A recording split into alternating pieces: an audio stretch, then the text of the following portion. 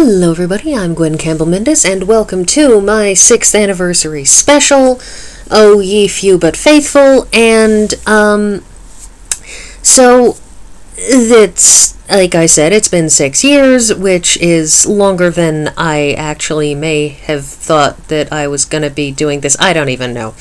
So, here we are at our Iron anniversary. I hope somebody laughed.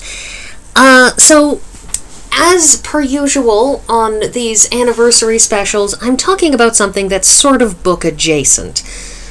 You know, in previous years I have talked about, fan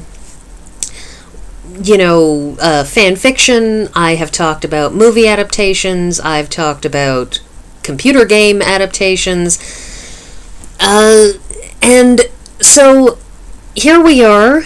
And this year I have taken a suggestion from somebody, and I'm going to talk about why we read and how we read for, the usual 15 minutes, and this may be totally incoherent because I'm just going to be freewheeling this, but hopefully somebody finds this vaguely entertaining. So, here's the thing about reading. I will be the first to admit that I'm not the most serious of readers. A lot of us, when we first start reading, we're reading picture books. We're reading things like Comic and Curious Cats. This is perhaps somewhat more abstruse in terms of the vocabulary presented in this particular book. Which I did not in fact dig up to have in front of me because I wasn't going to talk about it very long. But, it's a lot of pictures, some small amount of words, and then you move on to the next thing. But the thing is that I tend to read for entertainment, for amusement. I read a lot of, books like the one I am presenting here that is predominantly about humor. I also tend to read a lot of, I've read a fair number of tie-in novels because, I read a lot of fan fiction, so of course I read tie-in novels. Because the thing about tie-in novels is, those are providing you with more of what you want. If you want more Star Trek, you will get to read this book and get more Star Trek. If you want more Buffy the Vampire Slayer, you can read those and get more Buffy the Vampire Slayer, or Supernatural, or Doctor Who, or Sherlock, or you name it. And by Sherlock, I obviously mean the 2010 BBC Sherlock. I'm not sure that there are that many others that would have tie-in novels. And if you want to read the original Sherlock Holmes, that's not tie-ins. Anyways, but I also read a lot of stuff that is just unadulterated escapism. Fantasy novels. Fantasy novels are very much my genre, and you may notice how top-heavy this channel is with those, because in the end, I read more of that than anything else, and so in the end, there's going to be more of those than anything else. But as an escapist reader, this puts me in, reading a very specific kind and type of books, but different people read books for different purposes. And they read books in different ways. The thing about me being an escapist reader is I tend to throw myself headlong into the universe of the book. It's one of the reasons why I don't like reading sad stuff, because I tend to feel sad when the characters are sad, and feel angry when they're angry, and I empathize with the characters as though they were real people. And the problem with this is it, first of all, makes me extremely vulnerable to anything horror, because the reason why horror works is because you are empathizing with the characters such that when they are in peril, so too do you feel in peril. If you are the kind of person who takes in media much more analytically, you're much less likely to be vulnerable to that stuff, precisely because you are not reading the book because you're feeling what the characters are feeling, you are reading the book and looking at, the text, you are looking at the language use, you are looking at the construction of plot, you are looking at foreshadowing that is there or is not there. If you're reading a murder mystery, you are picking up the clues objectively to try to figure out alongside or before the your particular detective. I don't do that. I just ride along. And so it makes for a very, very different sort of reading experience, but it also means that people like that tend to read different books than I would, precisely because of how they read them.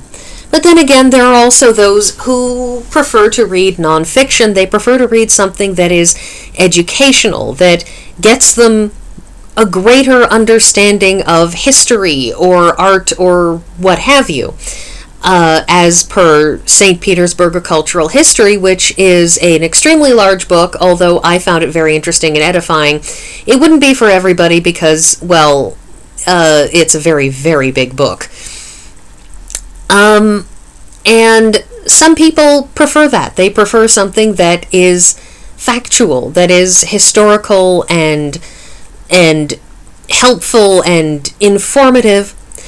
And then you have some people who they don't so much read as use books.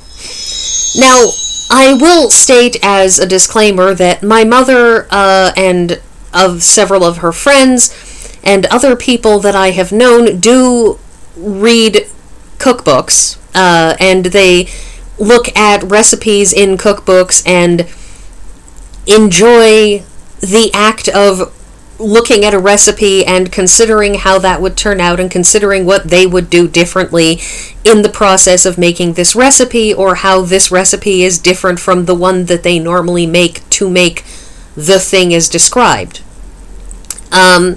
But ultimately, for many of us, a cookbook it's an instruction manual. It is, you take 3 cups of this and 4 cups of that and 3 handfuls of this and 4 tablespoons of that, and you cook it in this way, and you mix it in this way, and you chop it in this way, and you combine in that way, and you put it in the oven for X amount of time at Y temperature.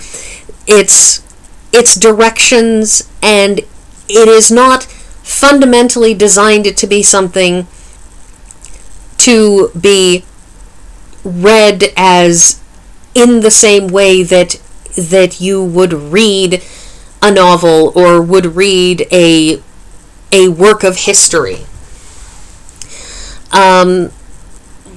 Even something like Cooking Wizardry for Kids, although it does have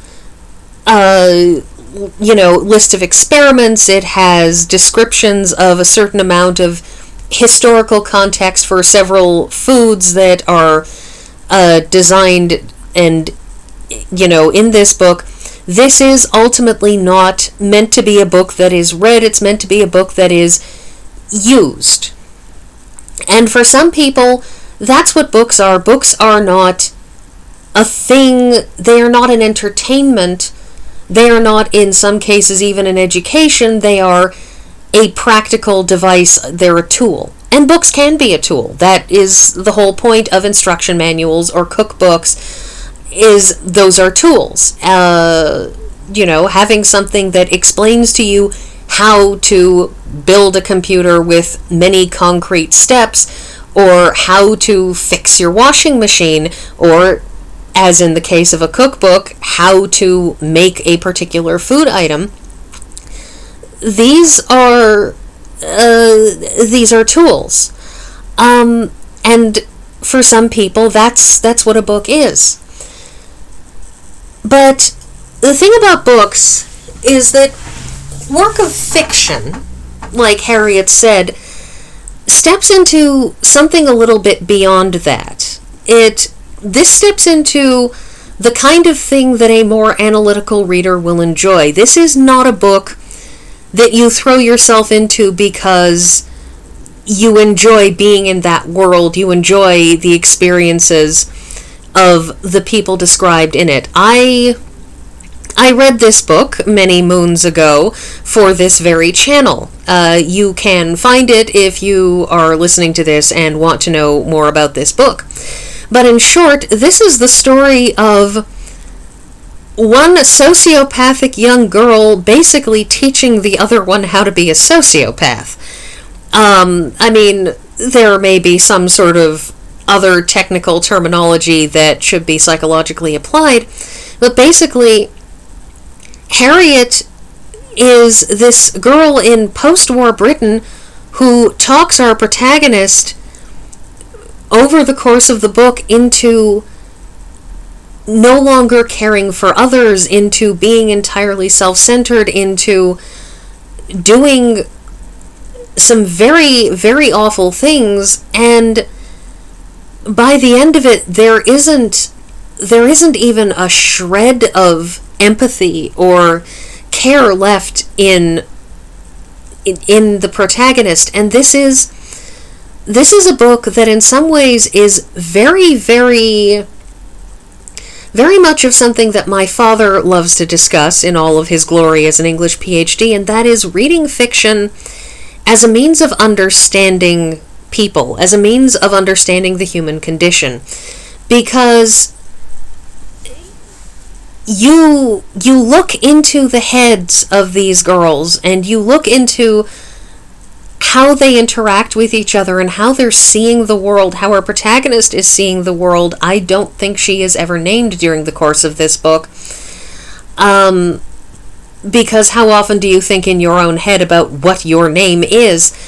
And as you read this, it's chilling, and it's a look at a sort of an internal emptiness that you can't really understand without something that allows you to step into this, and it allows you to step into the shoes of these people, and fiction is the way that you do this. Now, I'll be the first to admit that those who say that if you want to understand somebody, then maybe you should just, read a work of autobiography, as the Alice B. Toklas cookbook is to an extent. This is Alice Toklas talking about her personal experiences, talking about the food that is bound up in those experiences, and how these two things sort of weave together in her life, and it's very, very interesting, and it certainly gives you a perspective and allows you into that. But the thing about autobiography is the story of your life, and it's the story of how things happened to you, and the real world doesn't always make a great story. It doesn't always function in the way that a work of fiction does, where a work of fiction you can construct all of the necessary pieces to not only create something that feels real, but to create something that expresses what the author wants you to pick up, that expresses how this sort of a person is, because it allows you to set up precisely the sort of situation that you want to describe these people reacting to. And what you have in a work of fiction that you don't have in autobiography, or biography, but more autobiography, is that ability to provide descriptions both exterior and interior to the characters and their world and their perceptions that make that understanding of other people complete. That said, I don't really want to understand other people. I just want to imagine that I have a magic flying horse. And so, as a general rule, you will not find me reading much in the way of Harriet said type books, because while this is an excellent, excellent book, objectively speaking, it is also an incredibly saddening experience to read. So that's my little chat. I hope somebody got something out of this, and back to our regularly scheduled doldrums next week.